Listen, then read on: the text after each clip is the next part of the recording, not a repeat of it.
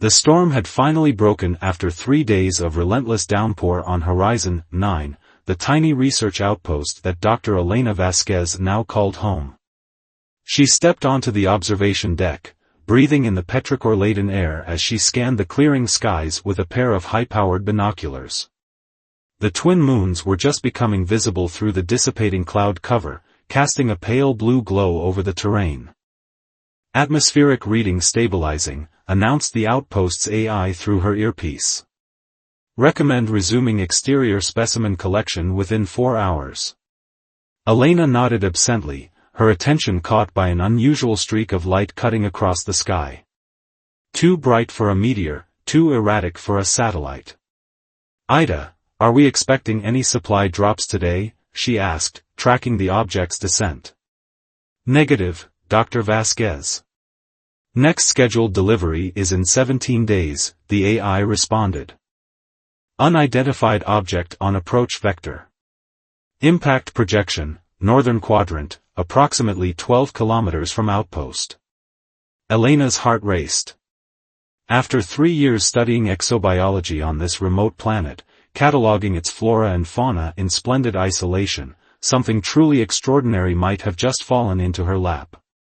"Prep the rover," she commanded, already moving toward the equipment room. "And run continuous scans of the crash site." Within 30 minutes, Elena was navigating the rover across the rugged terrain, following Ida's coordinates. The research outpost had been established on this planet precisely because it showed no signs of intelligent life, just fascinating ecosystems that evolved in isolation. Company protocol was clear: observe, document, but never interfere. And if by some remote chance she encountered extraterrestrial visitors, she was to maintain distance and alert Central Command immediately.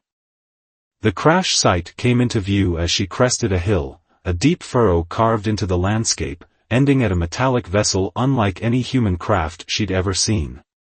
Its hull gleamed with an iridescent quality, shifting colors like oil on water. "Ida, are you seeing this?" Elena whispered, parking the rover at a cautious distance.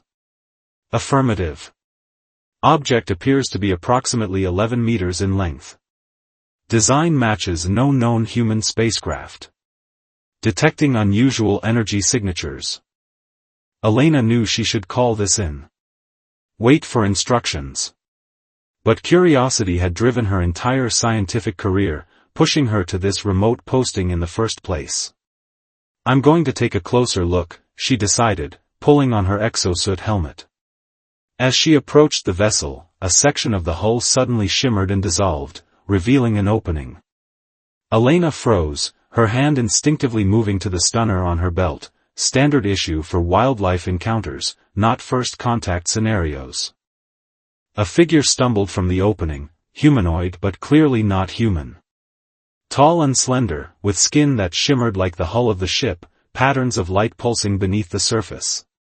The being collapsed to the ground, a darker fluid seeping from what appeared to be wounds along its torso. Elena's scientific caution warred with her medical training. The being, clearly injured, looked up at her with eyes that were startlingly similar to human eyes, only with vertical pupils that contracted in the light of her helmet beam. "Help," the word echoed inside Elena's mind rather than reaching her ears. "They're coming." The being's hand extended toward Elena, revealing 6 delicate fingers splayed in a gesture that somehow communicated desperate need. In that moment, Dr. Elena Vasquez made a decision that would alter the course of human history. She stepped forward and knelt beside the injured alien.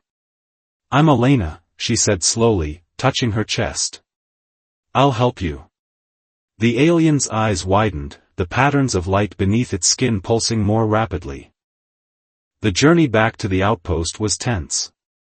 Elena had managed to stabilize Kira's wounds with the rover's first aid kit, though the alien's unusual physiology made her uncertain about the effectiveness of her treatments. The strange, luminescent fluid that seemed to serve as Kira's blood had slowed its seepage, but the alien diplomat remained weakened, drifting in and out of consciousness. "Ida, prepare the medical bay," Elena instructed through her comm as she navigated the rover across the uneven terrain. and initiate privacy protocols. Dr. Vasquez, I must remind you that Company Directive 7B requires immediate reporting of any extraterrestrial contact, the AI responded, its synthesized voice carrying a note of reproach. Noted, Elena said curtly. Override code Vasquez Alpha 9. This is a medical emergency. Beside her, Kira stirred. Your artificial intelligence is correct, the telepathic voice whispered in Elena's mind. Your people will consider this a transgression. You should not risk yourself. Elena kept her eyes on the path ahead, hands steady on the controls. I'm a doctor first, company employee second. You're injured, and I help the injured. That's non-negotiable. The outpost appeared on the horizon, a collection of interconnected domes nestled against a cliff face, designed to withstand the planet's occasional violent storms. Elena guided the rover into the vehicle bay and powered down the engines. Can you walk? She asked Kira. The alien nodded weakly and allowed Elena to help her from the vehicle. Inside the medical bay, Elena worked methodically, scanning Kira's unusual anatomy and adapting her treatments to accommodate the differences. These wounds, Elena said, examining a particularly deep laceration across Kira's shoulder, they weren't caused by the crash, were they?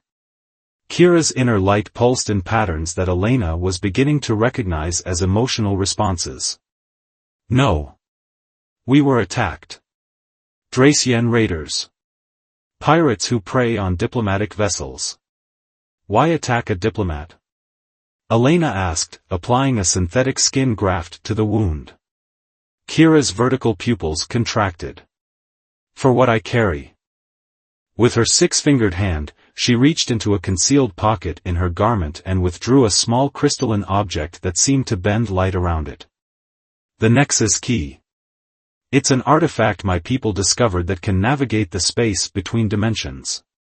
In the wrong hands, it could destabilize entire star systems. Elena stared at the object, mesmerized by its impossible geometry. And these raiders want it? The Directions would sell it to the highest bidder. They care nothing for the consequences. Kira's mental voice grew stronger. I was transporting it to a secure facility when they attacked. My escort was killed. I barely escaped in a life pod. As if summoned by the discussion, Ida's voice cut through the room. Dr. Vasquez, sensors are detecting multiple objects entering the atmosphere. Trajectory indicates they are heading directly for the crash site. Elena's blood ran cold. How many? 3 craft, approximately twice the size of the vessel that crashed earlier. Design parameters suggest they are of similar origin. Kira struggled to sit up. They've found me. We must leave immediately. Leave? This is the only outpost on the planet, Elena protested. There's nowhere to go. The alien's inner lights flashed urgently. Then we'll both die here. The Directions don't leave witnesses. Elena ran to the observation terminal and accessed the external cameras. 3 sleek vessels, angular and predatory compared to Kira's elegant craft, were descending toward the crash site. As she watched, figures emerged, broadly humanoid but heavily armored, carrying weapons that pulsed with the same energy signature as Kira's ship. How long before they track you here? Elena asked, already moving to the storage lockers. Minutes. They have technology that can follow quantum traces from the Nexus Key. Elena pulled out survival packs and began filling them with supplies. Then we'll have to disappear. This outpost was built on top of an extensive cave system. I've mapped parts of it during my time here. If we can get deep enough, their sensors might not be able to track us. Kira looked skeptical. They are very determined. So am I, Elena replied, tossing a pack to Kira. And I know this planet. They don't. The alien studied her for a moment, then nodded. My people have a saying, the hunted who turns to the unknown may find either death or salvation there.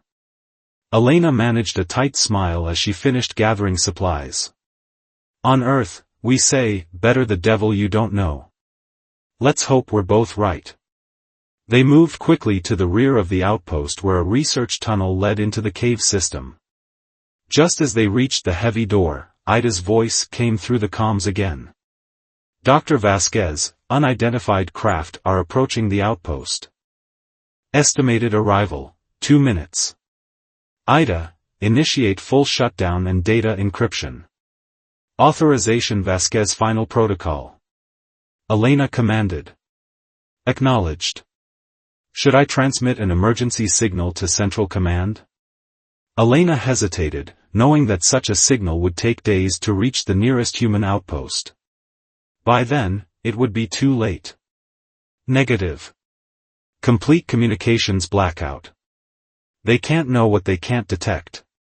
As the lights dimmed to emergency levels, Elena sealed the door behind them. A distant rumble vibrated through the structure, the alien ship's landing. This way, she whispered, switching on her headlamp. And stay close. As they ventured into the labyrinthine caves, Elena felt the weight of her decision. She had just placed herself between an injured alien diplomat and a band of interstellar pirates, with nothing but her knowledge of local geography and a standard-issue stunner for protection. Behind them, the first sounds of the outpost being breached echoed through the tunnel, the beginning of a hunt that would test both human and alien to their limits. The cave system beneath Horizon 9 twisted like the inside of a massive stone serpent, branching into countless passages that even Elena, despite her 3 years of occasional exploration, couldn't fully navigate without consulting her tablet's partial maps.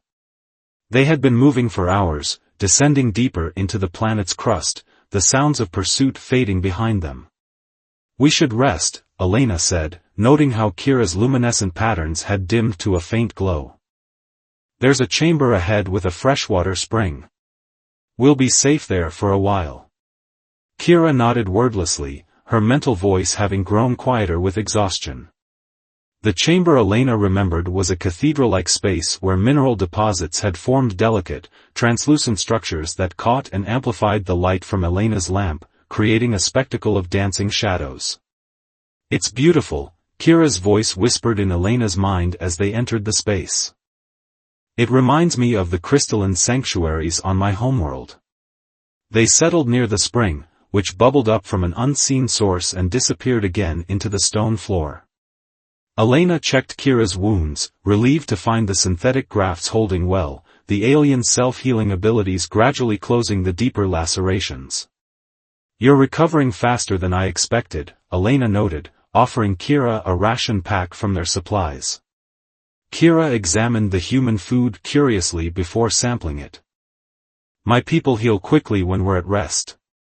Your treatments helped considerably, though. The alien's vertical pupils dilated slightly. I've never encountered a species willing to risk themselves for a stranger before. Elena shrugged, taking a sip from her canteen. I don't think that's unique to humans. Most sentient species probably have some concept of compassion. Perhaps, Kira said, her inner lights shifting to a contemplative blue pattern. But compassion is often reserved for one's own kind. You had no reason to believe I would not harm you. Sometimes you have to trust your instincts, Elena replied. She hesitated, then asked, what are your people called? I've studied xenobiology my entire career, but I never imagined I'd actually meet a non-human intelligence. We call ourselves the Luminari, Kira said. We are travelers and diplomats, primarily. Our physiology allows us to adapt to many environments, and our telepathic abilities help us bridge communication gaps. Like you're doing with me now, Elena observed. Kira's skin rippled with what Elena was beginning to recognize as amusement. Yes, though your mind is particularly receptive. Some species require much more effort to connect with. They fell into comfortable conversation, trading knowledge of their respective worlds. Elena described Earth's diverse ecosystems and the human expansion to the stars, while Kira shared tales of the Lumidari homeworld with its 3 suns and the vast network of alliances they had built across several galaxies. And the directions? Elena asked eventually. What can you tell me about them? Kira's lights dimmed. They were once a promising species, technologically advanced but isolated. When they finally achieved interstellar travel, they found that many of the resource-rich planets they coveted were already claimed by other civilizations. Rather than join existing alliances, they turned to piracy and mercenary work. And now they're after the Nexus key, Elena said. Yes. They likely have a buyer, someone who believes they can control its power. Kira withdrew the small crystalline object from her garment, and it seemed to pulse in response to her touch. The key was discovered in the ruins of a civilization far older than any we know. My people have spent decades studying it, learning its limitations and dangers. Elena watched, fascinated, as the object shifted colors in Kira's palm. What exactly does it do? It creates pathways, bridges between places that would otherwise take years to travel between. But it requires immense energy and precision to use safely. In untrained hands, it could tear holes in spacetime that might never close.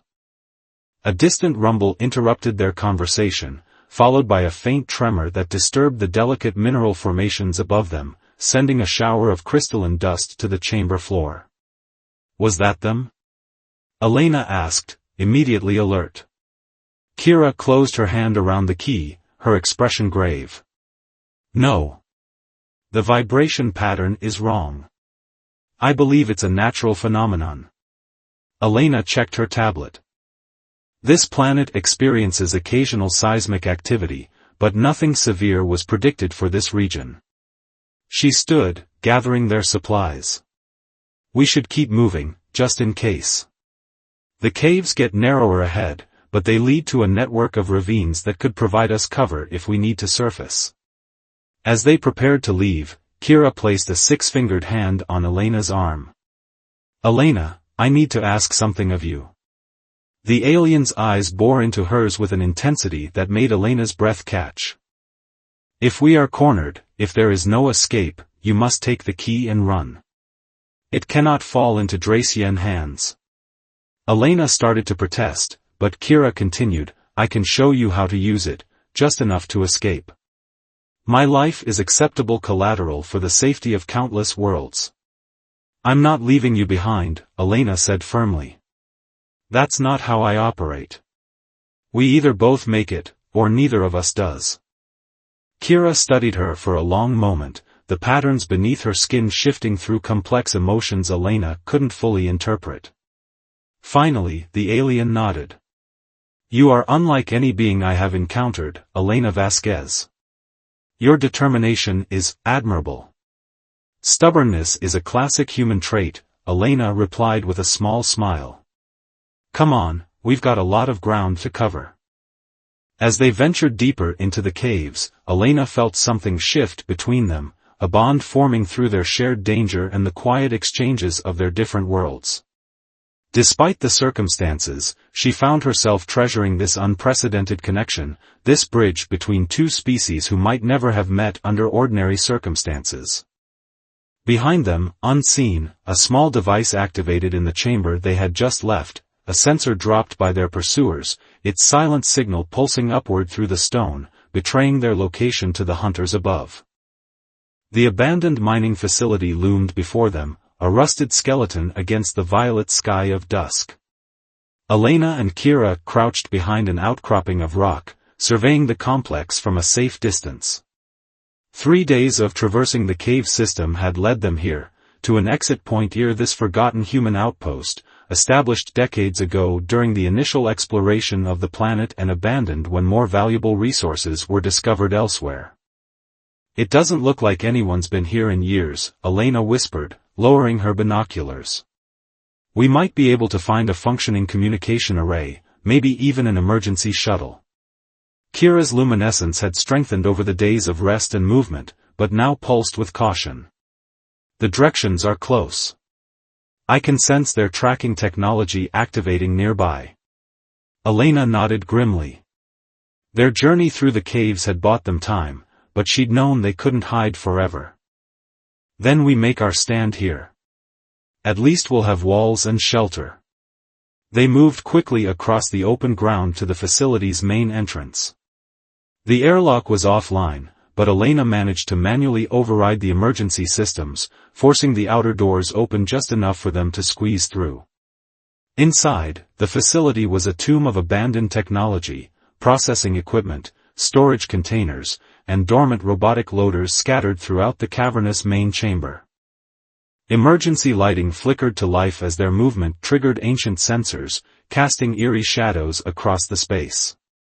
We need to secure the perimeter, Elena said, already moving toward a control station. If I can get the main systems online, we might be able to activate some of the defensive measures. Kira moved to her side, examining the unfamiliar human technology with interest. What defenses would a mining facility have? Nothing military-grade, Elena admitted, but these remote operations were designed to withstand the planet's wildlife and environmental hazards. Reinforced doors, perimeter scanners, maybe even some deterrent systems. Her fingers flew across the dusty interface, bringing long-dormant systems back to life. The facility groaned around them as power surged through circuits unused for years. There, Elena said as the main screen illuminated with a schematic of the complex. We've got partial systems online. The communication array is damaged beyond repair, but the defensive protocols are responding. Kira studied the display, her vertical pupils contracting as she processed the information. The directions will have weapons that can breach these defenses easily. We need to be more creative. Elena nodded, an idea forming. The facility was designed to process mineral ore using chemical separation. There should be storage tanks for those chemicals in the eastern section. She pulled up another schematic. Yes, here. If we can rig the right combination under pressure. A trap, Kira finished, the lights beneath her skin pulsing with understanding. For the next hour, they worked frantically to prepare. Elena's knowledge of the facility's systems complemented Kira's quick grasp of tactical applications. They set up a series of controlled chemical reactions that could be triggered remotely, positioned at key entry points. Not lethal, but disorienting and potentially debilitating to any who triggered them. As Elena finished wiring the last remote trigger, the facility's sensors blared to life. Movement detected, announced the automated system. Multiple signatures approaching from the north. Elena and Kira exchanged looks. How many? Elena asked. Kira closed her eyes, extending her senses. 5 directions, heavily armed. Their leader is among them, Vorax, a commander known for his ruthlessness. They're confident, moving without caution. Good, Elena said, checking the trigger mechanism one last time. Confidence makes you careless. They retreated to their predetermined position, a control room overlooking the main processing floor, with multiple exit routes should they need to escape. Through the observation window, they could see the main entrance where they had entered earlier. The silence stretched, broken only by the soft hum of the facility systems and the rhythmic pulsing of Kira's bioluminescence. Then came the sound they had been waiting for, the scrape of metal as the outer doors were forced wider. Remember, Elena whispered, we wait until they're all inside and moving toward the decoy signal. Kira nodded, clutching the Nexus key in one hand and a makeshift weapon Elena had fashioned from mining equipment in the other. They will not expect resistance. It is not the Lumidari way to fight. Good thing I'm here then, Elena replied with a grim smile. Fighting impossible odds is definitely the human way. The directions entered the facility with military precision, armored figures moving in formation, weapons raised. Their armor was angular and dark, reminding Elena of predatory insects, with glowing red sensor arrays where eyes would be. 4 of them flanked a larger figure whose armor bore elaborate markings, Vorax, Elena assumed. The signal is strong, one of them growled in a language Elena shouldn't have understood, but somehow did through her connection with Kira. The Luminary is here, along with a primitive. The primitive is irrelevant, Vorax replied, his voice a metallic rasp. Find the key. Kill anything that moves. The direction spread out, moving toward the false signal Elena and Kira had planted in the processing center. As the last one passed the predetermined mark, Elena pressed the trigger. The effect was immediate and spectacular. Chemical tanks ruptured in controlled explosions, releasing clouds of reactive compounds that filled the main chamber. The direction's armor hissed and smoked ere the chemicals made contact, their sensor arrays flickering as visibility dropped to near zero. Now! Elena shouted, and they burst from the control room, racing along their planned escape route while the directions were disoriented. They had almost reached the secondary exit when a shadow detached itself from a doorway ahead, a sixth Dracian they hadn't detected, positioned as a rear guard. The key, it snarled, lunging toward Kira. Elena reacted instinctively, throwing herself between Kira and the attacker. The impact knocked her against the wall, the Drexian's armored forearm pressed against her throat. She clawed at it uselessly, spots dancing in her vision as her oxygen was cut off. Suddenly, the pressure released. The Dracian staggered backward, Kira's improvised weapon embedded in a joint of its armor. Dark fluid seeped from the wound as it collapsed to the floor. Elena! Kira helped her to her feet. Are you injured? Elena coughed, rubbing her throat. I'll live. We need to. A blast of energy scorched the wall beside them, cutting off her words. At the end of the corridor, the remaining directions had regrouped, led by Vorax himself. You cannot escape, the commander called, his weapon system charging for another shot.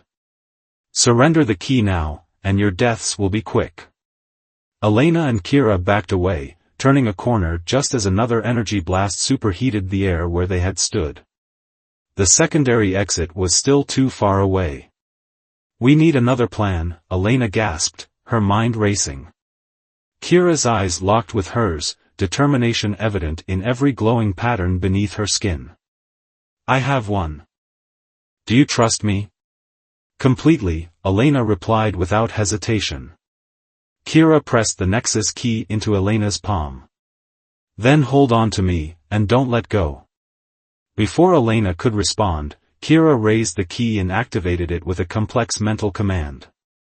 The crystalline object blazed with impossible light, and reality itself seemed to fold around them like origami in the hands of a master.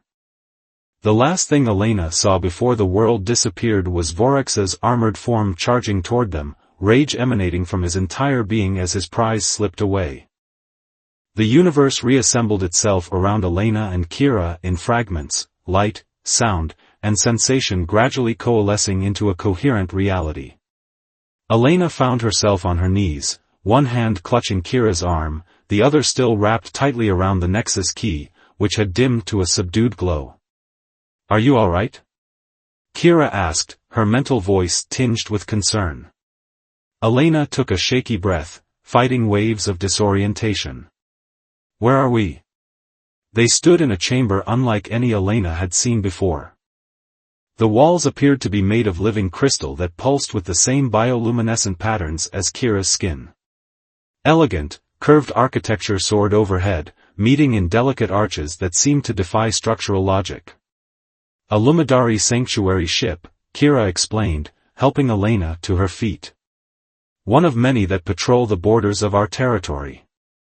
I used the key to bring us to the nearest one. Before Elena could respond, a panel in the crystalline wall dissolved, and three tall figures entered, Luminary like Kira, but with more elaborate patterns flowing beneath their skin and formal garments that seemed woven from light itself. Diplomatic emissary Kira, the foremost Luminary addressed her, their mental voice resonating in Elena's mind with unmistakable authority. We detected the key's activation signature. You have been declared lost for nearly a standard week. First Counselor Talon, Kira inclined her head respectfully. My mission was compromised. The directions ambushed my transport. I would have been lost if not for this human. All eyes turned to Elena, who straightened her posture despite her exhaustion and disorientation. The first counselor approached her, studying her with unnerving intensity. A human, Talon's mental voice was cool, analytical. Your kind are not known to us except through distant observation. You are classified as a developing species, not yet ready for full galactic integration. With respect, Elena replied, meeting the alien's gaze, I think recent events suggest otherwise. A ripple of surprise passed through the Luminari delegation, visible in the synchronized flutter of light beneath their skin. The human saved my life, Kira interjected.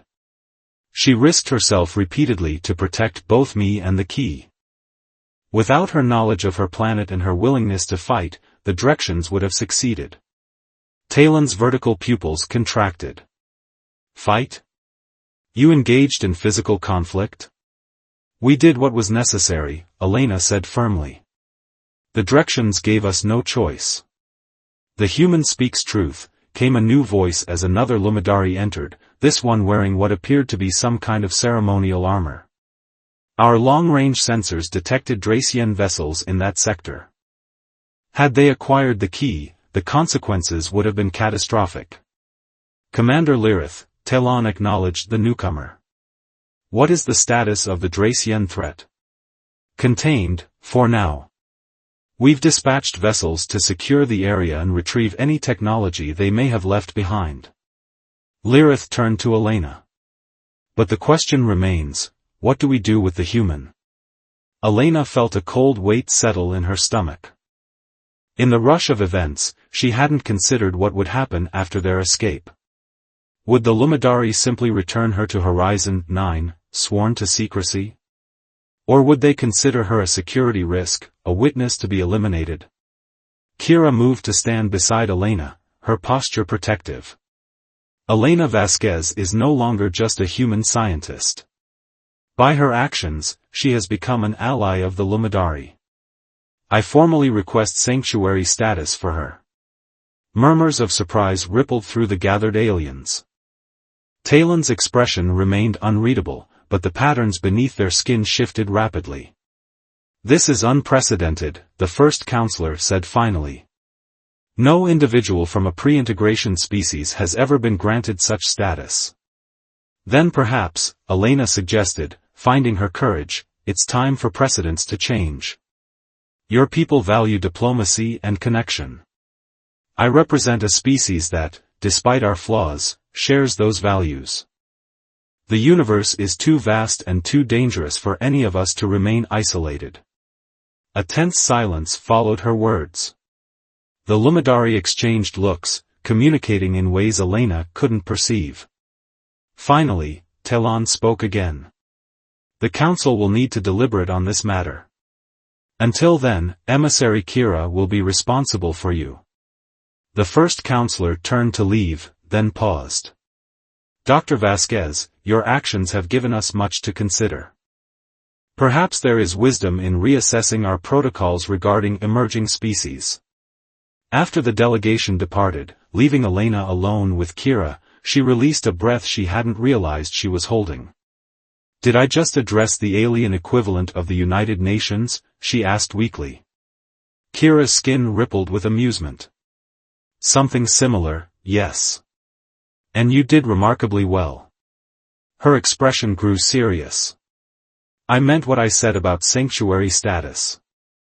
You can never return to your previous life, the directions now know of you, and they do not forgive those who thwart them. Elena absorbed this, the reality of her situation finally sinking in. Everything she had known, her research, her career, Earth itself, was now part of a past she could never reclaim. Yet as she looked at Kira and the wondrous alien vessel around them, she found herself not mourning what she had lost, but marveling at what she had gained. I became a xenobiologist to discover new life, she said slowly. I just never imagined I'd end up living among it. Kira took her hand, the 6 slender fingers intertwining with Elena's 5 in a perfect fit despite their differences. The council will deliberate, but I know they will see what I see in you. Your compassion, your resourcefulness, your courage, these are qualities the galaxy needs more of, not less. And what happens then? Elena asked. Then, Kira said, her inner light glowing warmly, you become a bridge between worlds. The first human to truly know the stars not as a distant observer, but as a participant in the greater community of sentient beings. Elena looked out through a viewport at the vast expanse of space beyond, countless stars and worlds she had only dreamed of from the confines of her research outpost. Somewhere out there, Earth continued its own journey toward the stars, unaware that one of its own had already forged the path. A bridge between worlds, she repeated softly. I like that.